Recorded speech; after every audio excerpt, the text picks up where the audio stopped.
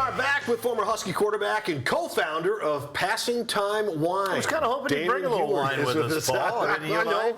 We got to let him get the plug in there, man. Horrible. Yeah, what's your favorite wine again? Well, you know, I'm actually drinking more white wine in my old age. It's a little easier on the body. The 2025 Passing Time Chardonnay just released. I got to get you guys a bottle. See, we take that opportunity to do that. All right.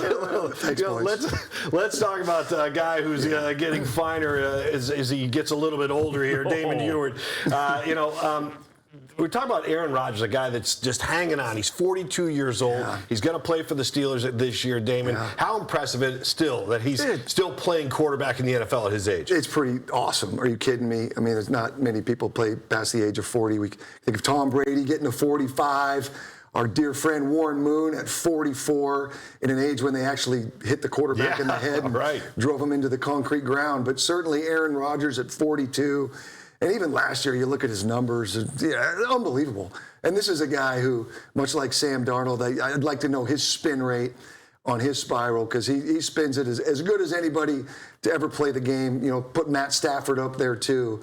But Aaron Rodgers, an interesting guy in a lot of ways. But man, what a hell of a quarterback. And I'm glad he's still playing. I think it's good for the game. And we all love these old superstars. You can remember Kurt Warner was almost 40 and taking the Cardinals to the Super Bowl. I think these are cool stories. If Aaron Rodgers could do something, you know, reuniting with the old coach there, and maybe does something special in Pittsburgh this year. All right, you mentioned Warren Moon. You mentioned spin rate. He was sitting right there yesterday, and he actually said he used to cut his fingernails very precisely to help him throw the football. Looking back, let's roll some of those Damon Huard highlights of the old times. God. Looking back, did you? Look at the youngster, Paul.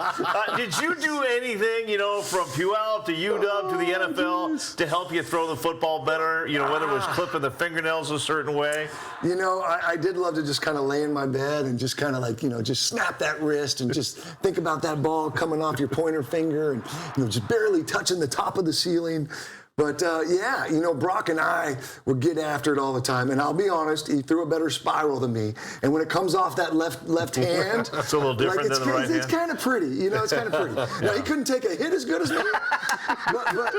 There's the brother thing right there. But Brock, he could spin. It's kind of like the left-handed, like, three-point shooter, too. Yeah. Like, it's just kind of... He had a pretty throw. He did. Brock could spin it. Yeah, he did, for sure. Geez, if we took phone calls right now, Brock would be on the line right now. Impersonating somebody. Hey, listen, we've talked a lot about some of these great quarterbacks, and it's great to see you there with that Chiefs uniform on. What about Tom Brady? Give us a few things you saw from Brady that made him one of the best of all time. You know, he was the most determined dude on the planet. And I say that, I'm going to give you a fun little story I love to tell. It was really an episode from that first year, 2001, when Drew got hurt and Tom was the name of the starter. And three things I remember, and I'm not making this up. It was after his second career start. We're on the plane ride home from Miami. We'd lost a close game. We're playing cards. He's like, you know what, Damon? This is the same game I played my whole life. I'm going to be a great one. And I'm like, okay, kid, I like your confidence. I mean, this is way before Tom Brady, okay? I like your confidence. Fast forward, it's AFC Championship week. We're getting ready to play the Pittsburgh Steelers. We're watching some tape. He stops the clicker. Now, the Steelers, mind you, are like 15-1. They hadn't lost at home in 3 years. We're like, you know, 10-point underdogs. He's like, dude, how in the world are these guys going to cover Troy Brown? There's no way that these guys are ever going to beat us this weekend. And I'm thinking, geez, okay, Tom, again, I like your confidence. But then it's Super Bowl Sunday.